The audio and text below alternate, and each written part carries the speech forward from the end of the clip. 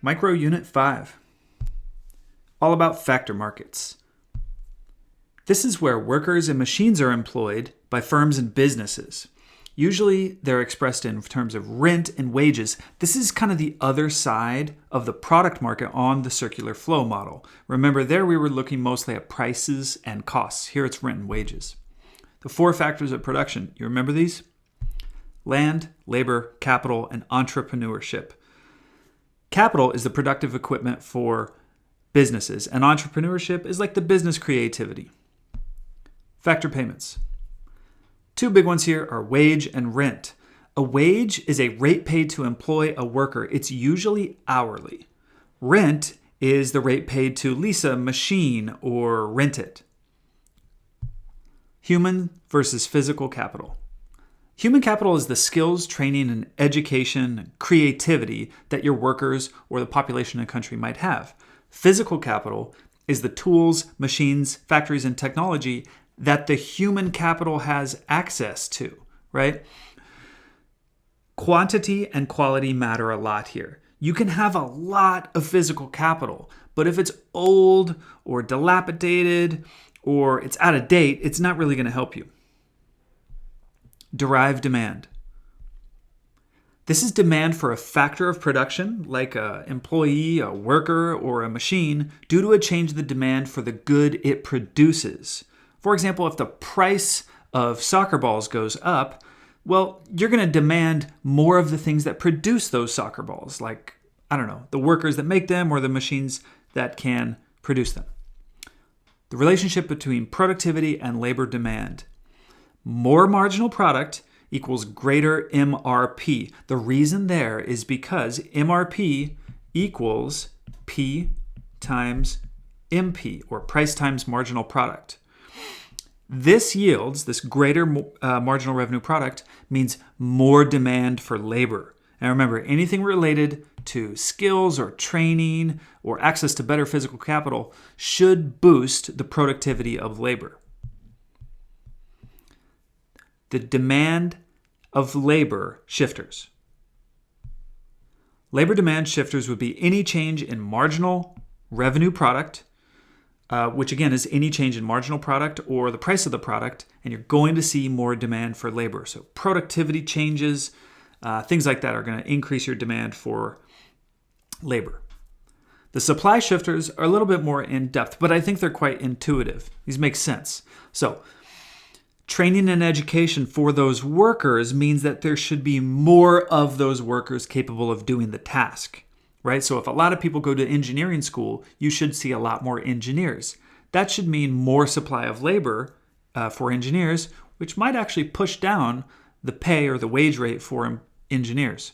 Other opportunities, if workers don't have other options or other places to work, then they might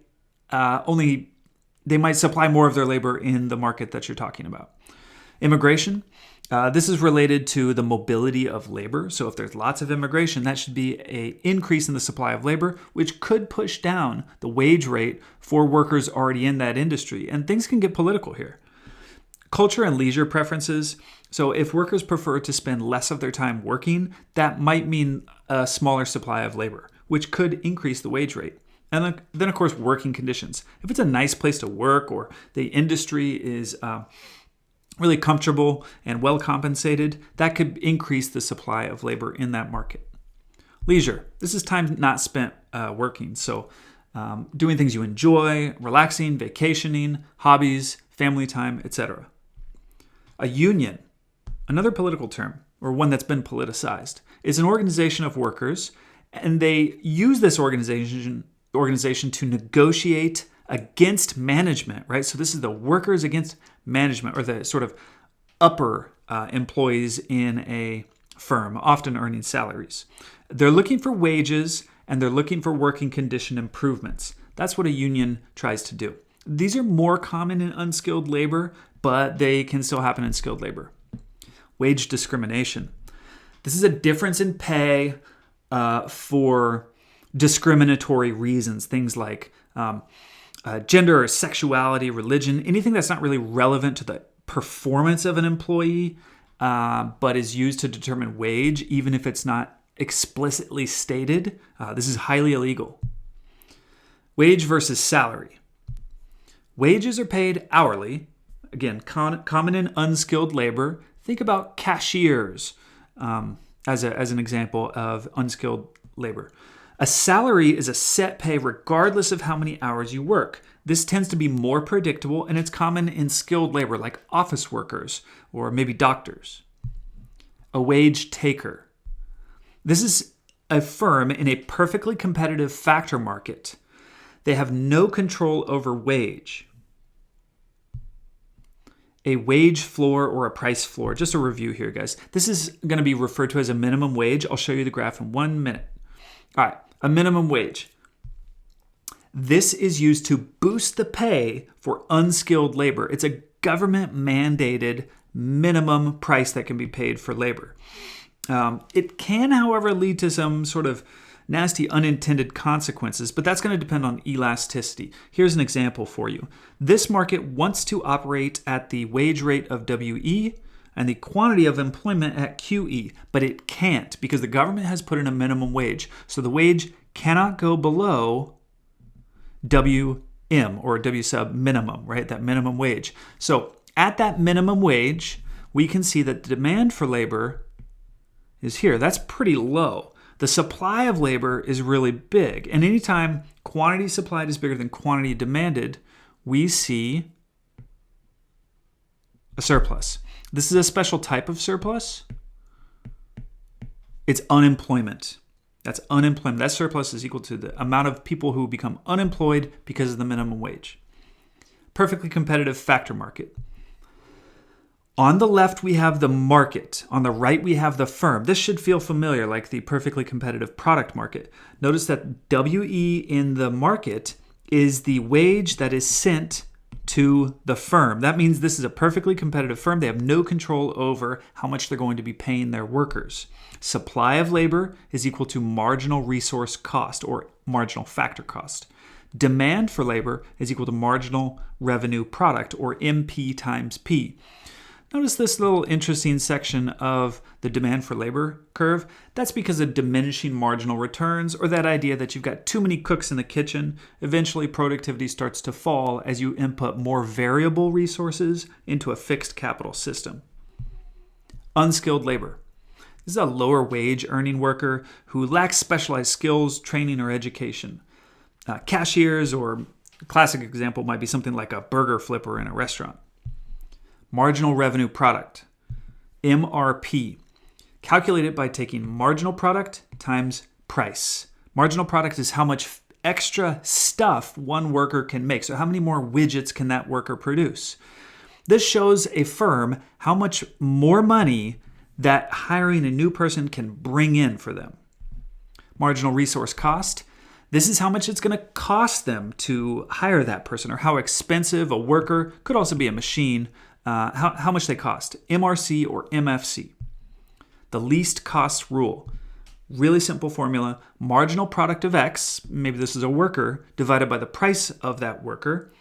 Set that equal to the marginal product of Y, maybe that's a machine, divided by the price of that machine. This P could also be wage down there as well.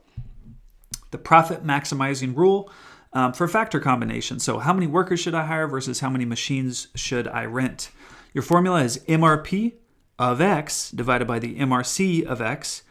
Try to get that equal to the marginal revenue product of Y divided by the marginal resource cost of Y, and set all that equal to 1. Basically, this just tells you that a firm will set MRC equal to MRP for X and Y. If they do that, they should have profit maximizing for factor employment. A wage maker. Well, kind of similar to monopolies in the product market. They can increase or decrease the wage based on their hiring needs. This does not take place in perfectly competitive labor markets. It takes place in imperfect labor markets.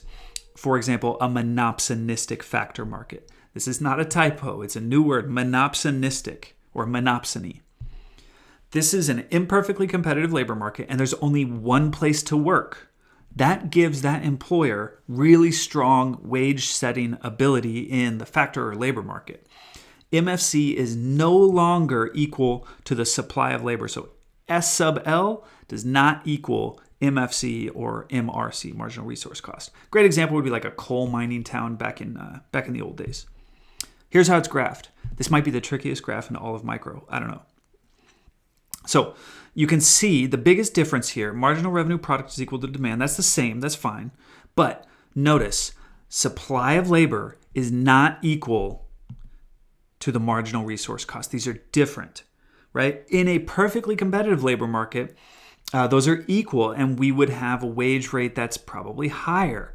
In this monopsony labor market, though, because this is the only place to work, I bet you can guess they're going to be able to pay people less. So find MRC equals MRP. MRC equals MRP. They meet right here, and then you go down until you hit the supply of labor.